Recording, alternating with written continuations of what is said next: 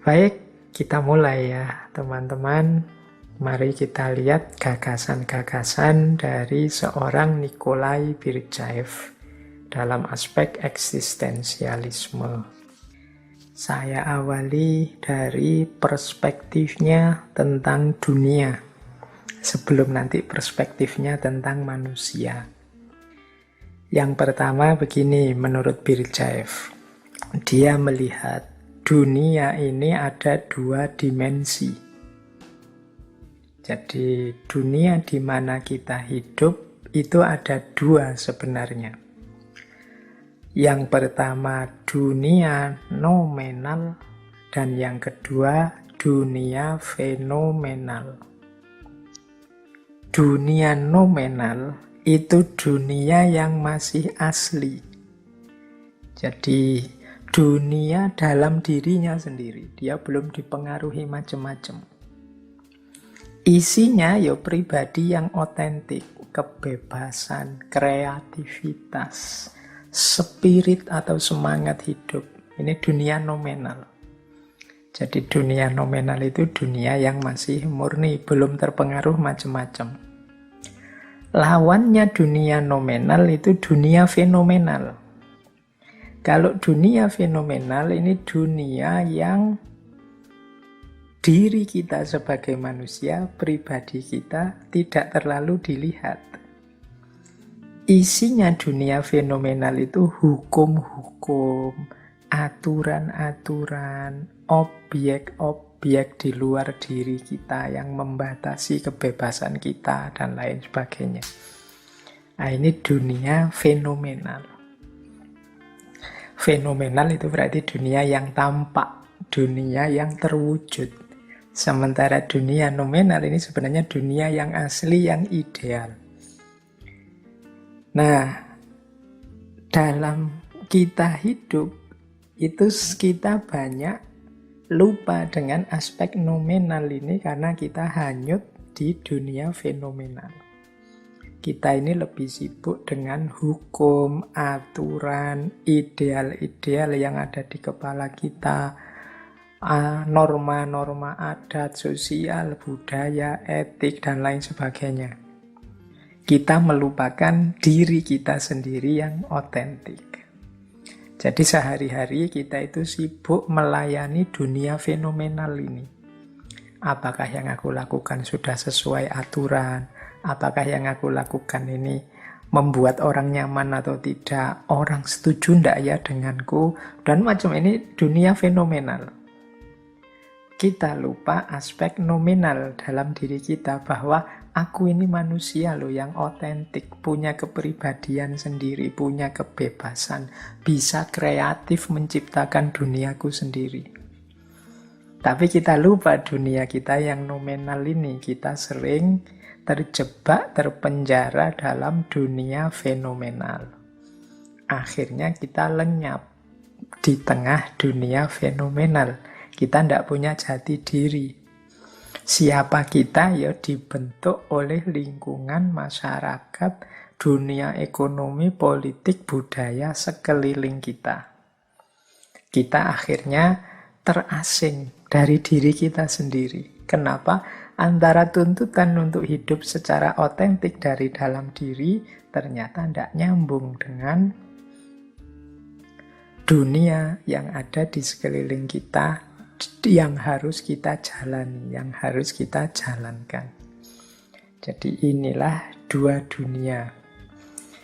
Jadi yang satu fenomenal, yang satu nominal, dan kita sering tenggelam di dunia fenomenal, melupakan dunia yang nominal. Baik, ini tempat kita hidup. Nah, dilanjut.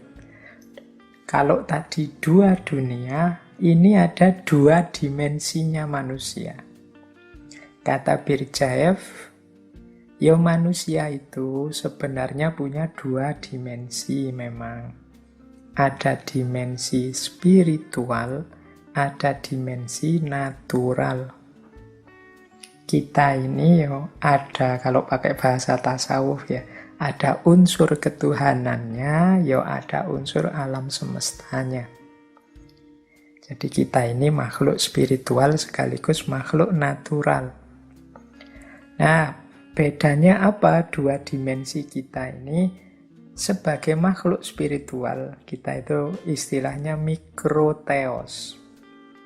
Mikroteos itu kalau diterjemahkan letterik mungkin semacam Tuhan kecil atau cerminan Tuhan di muka bumi, kalau pakai istilahnya mistisisme ya. Jadi dalam diri kita itu ada cerminan Tuhan, mikroteos. Tandanya apa? Buktinya apa? Kok kita itu seperti dalam tanda petik miniaturnya Tuhan? Kebebasan. Jadi manusia itu makhluk spiritual, dia mikroteos. Buktinya apa? Kita bebas. Milih nasib kita, hidup kita, jalan kita. Sebagaimana Tuhan. Ya kalau dalam Islam, sebagaimana Allah kan punya kebebasan mutlak untuk merancang skenario dan menetapkan apa yang terjadi di dunia ini.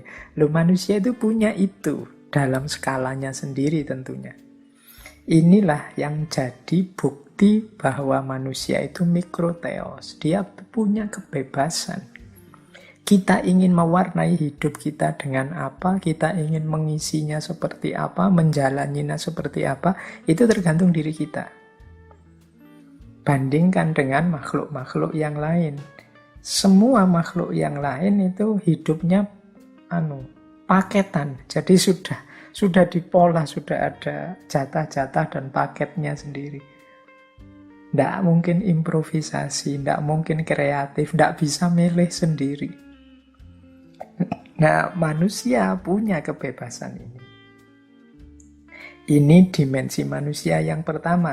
Tapi juga jangan lupa manusia itu juga makhluk natural. Dia mikrokosmos. Jagat kecil. Berarti apa? Dalam diri manusia juga berlaku hukum-hukum alam. Yang natural, yang alami. Kalau tadi yang makhluk spiritual cirinya kebebasan, yang makhluk natural cirinya keterbatasan. Kita ini secara alami kan juga mengikuti hukum-hukum alam. Kalau kena virus jenis ini kita akan sakit, itu hukum alam. Kalau terus-terusan di dalam air misalnya, ya nanti ada perubahan fisik apa, terus-terusan kena panas, kita akan mengalami apa, dan lain sebagainya. Di suhu dingin sampai sekian, kita akan terserang penyakit ini. Di suhu yang sangat panas sampai sekian. Ini namanya natural. Sisi alamiahnya manusia, yang di situ ada keterbatasan-keterbatasan. Nah, ada naturalnya, ada spiritualnya. Inilah dua dimensinya manusia. Ini harus kita sadari, karena nanti kuncinya hidup kita ada di dua dimensi ini. Kita lanjutkan saja. Cara menyikapinya gimana? Nanti dijelaskan di belakang oleh Birjaev. Baik, kita lanjut. Jadi dunia ini ada nominal, fenomenal, sementara manusia itu ada yang spiritual, ada yang natural dimensinya. Jadi kita ini mikroteos sekaligus mikrokosmos.